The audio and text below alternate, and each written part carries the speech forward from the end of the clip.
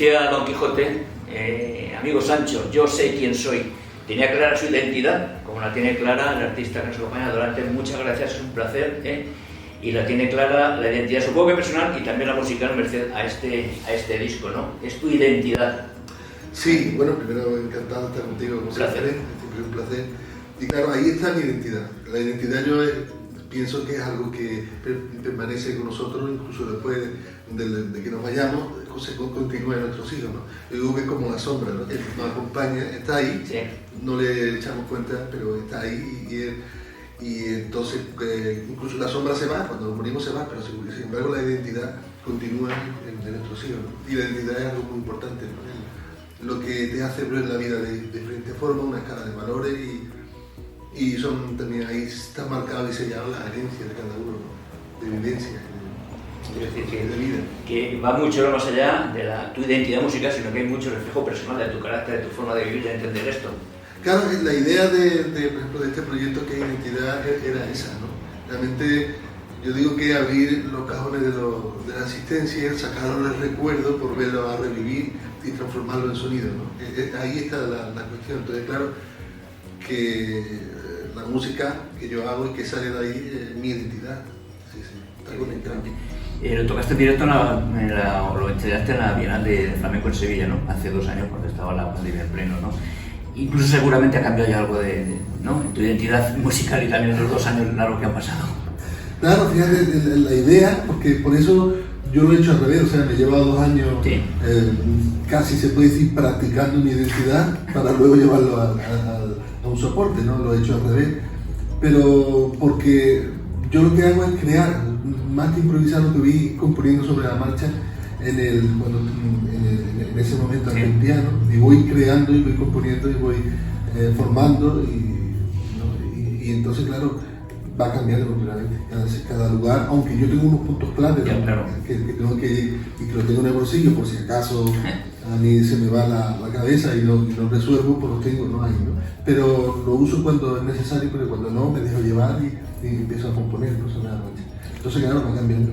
Va cambiando. Tú también has ido cambiando a lo largo del siglo XX, finales y principios del XXI, pues los grandes, por ejemplo, Paco de Lucía la guitarra, Camarón de la Isla, el cante, y tú con el piano flamenco y tal, y con algún roce tenido seguro con los puristas. Tuve esos momentos, sí, he tenido momentos, sí. Sí, no se comprendía muchas cosas que yo entendía, que lo daba por hecho, porque además lo había visto en otras disciplinas y lo había estudiado en otras disciplinas, que no se daban por hecho en el mundo del flamenco y sí que he tenido que un poco batallar, ¿no? Pero bueno, ya hoy en día está bien, ¿no? Pero cosas tan tontas, ¿no? Como, claro, yo voy al conservatorio, empiezo a leer y a escribir partituras y a componer y saber sobre la gramática musical, la armonía. Entonces a mí se me tachaba como la posibilidad, o no tachaba, sino temían que me podía quitar flamencura, ¿no? Y claro, eso no tiene ningún sentido, ¿no? Como si un escritor por saber escribir y todo eso se le quita talento, se le quita, no tiene ningún sentido. La creatividad está por encima de todo eso. De los géneros o de las etiquetas, ¿no? Claro. Entonces estaba marcado, bueno, el flamenco, el jazz y tal, ¿no? Una gran evolución, pero queda mucho en ese camino dicen que la ruda es bella, pues la mezcla también, ¿no? Del jazz que te inspira el flamenco y parir lo que haces tú. Sí, bueno, realmente lo que a mí me sirve todo esto porque es para tallar mi identidad, precisamente. O sea que ahí es lo que hago, ¿no? Por eso a mí me inspira mucho más quizás que el jazz está ahí, es una música que me interesa, pero lo que yo he estudiado sobre todo es mi segundo lenguaje, después del flamenco, es la música clásica. Claro. Y por eso me gustan mucho los compositores del centro de Europa, como los franceses, Debussy, Ravel, como siempre digo, Belabarto, Stravinsky, la parte de Rusia, sí. Estos son las armonías que ellos tienen, el concepto rítmico y todo eso, sí que me lo traigo a mi identidad, ¿no? Y lo uso, ¿no? Y también tengo conceptos de la música de jazz y eso, ¿no? Pero en definitiva todo eso lo que te hace es tener una paleta mayor de colores para la hora de de componer en el directo, poderla usar, ¿no? Sí. Libertad, con el clásico tienes que tocarlo de una manera determinada, ¿no? Y te faltaba libertad, ¿notabas tú que tenías que ampliar de otra manera? El jazz, que es mucho más libre, incluso el flamenco. Sí, es verdad, pero lo que yo he cogido de la música clásica me ha interesado mucho lo que es la parte más de estudiar, de conocer el instrumento, sí. la parte tímbrica, la textura, el concepto de la armonía rítmica también, algunas cosas. Y claro, a la libertad me ayuda algo más el jazz, ¿no? Y el flamenco, por supuesto, ¿no? Pero sí, yo creo que por una parte del jazz cojo la libertad un poco, aunque también ellos están muy amarrados muchas veces por las armonías, ¿no? Sí. Y creo que incluso el flamenco puede a veces ser más libre, aunque más también, que aunque no sé. También no, porque no es verdad, porque también, por ejemplo, un guitarrista se aprende un tema y lo tiene a dedo y lo toca entero tal como es, ¿no? No, quizá yo se puede decir que al final yo, analizando toda esa música que tengo a mi alrededor, he cogido un camino diferente, ¿no? Y es de la composición y de la libertad absoluta a la hora de componer, ¿no? Está el free jazz, que sí que son muy libres, y quizás yo ande por ahí. Y en ese free, en esa libertad absoluta, tu talentosamente, tu creatividad ya está dando vueltas para otro proyecto, otro disco seguro, o otras creaciones. Cuéntanos, danos en exclusividad mundial, planetaria. Sí, bueno, sí, sobre todo estoy en el momento del proceso, ¿no? Tengo un momento de pensar y ver qué puedo hacer, ¿no? Entonces, lo que hago mucho es escuchar, pasear, pensar y ver qué camino pues, me interesa mucho, ¿no?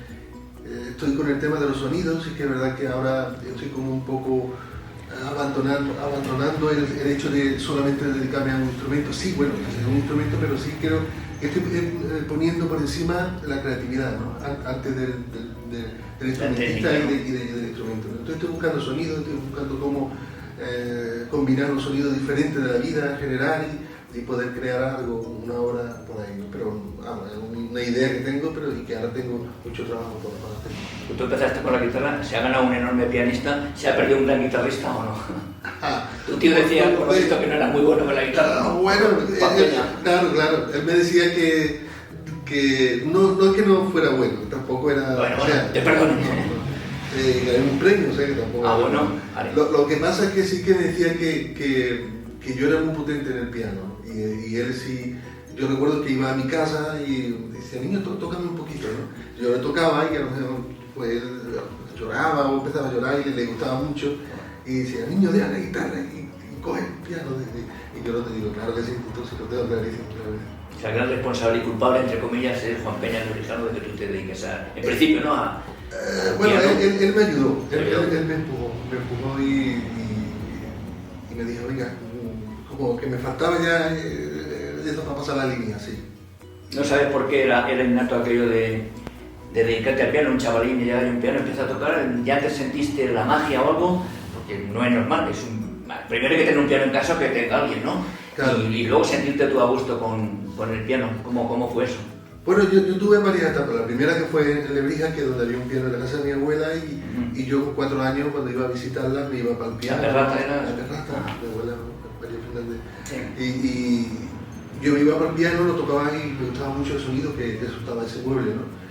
Y mi padre lo destina a Sevilla, profesor de EGB, y ya pierdo de vista el piano.